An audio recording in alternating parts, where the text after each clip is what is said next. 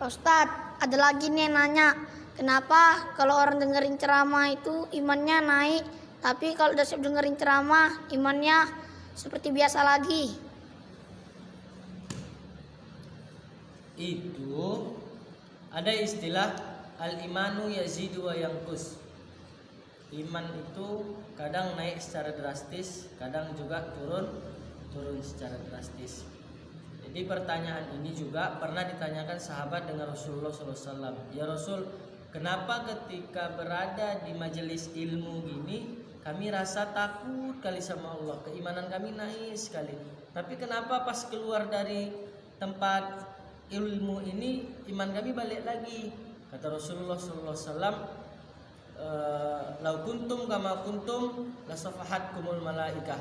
Kalaulah seumpamanya kondisi kalian itu yang di dalam majelis ilmu itu iman kalian naik, tak berubah setelah kalian pergi dari tempat itu, kata Rasulullah SAW, lasafahatkumul malaikah, maka malaikat akan turun bersalaman. Kenapa?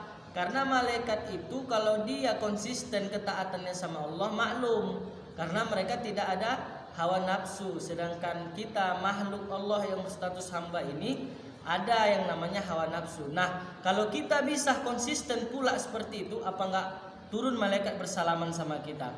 Jadi kondisi yang seperti itu kata Rasulullah SAW itu wajar. Dalam istilah Rasul itu namanya sa'ah wa sa'ah.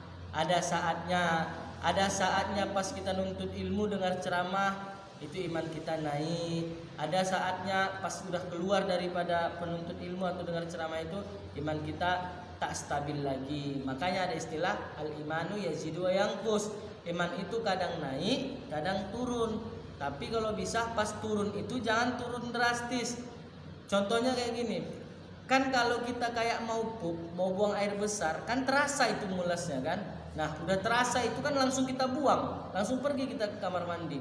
Begitu juga menangani ketika iman mau turun itu, udah terasa kayak mau turun, cepat ditanggulangi. Kayak mana cara menanggulanginya?